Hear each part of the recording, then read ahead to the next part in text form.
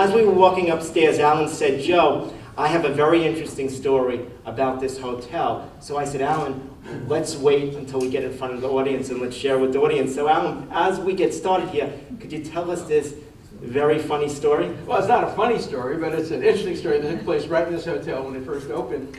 I was working at the time for Arthur Goldberg, who had been a justice of the Supreme Court. I had been his law clerk. I tell a lot of those stories in my book about capital punishment.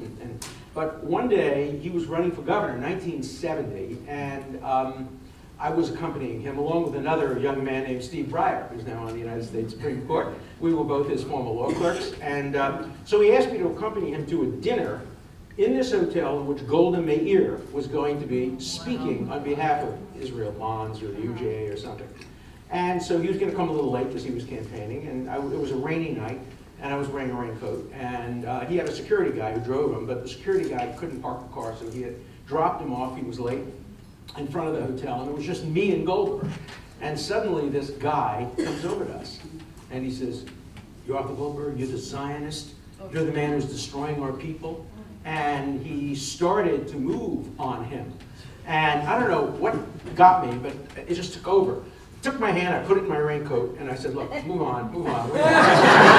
Security, move on. And he moved on!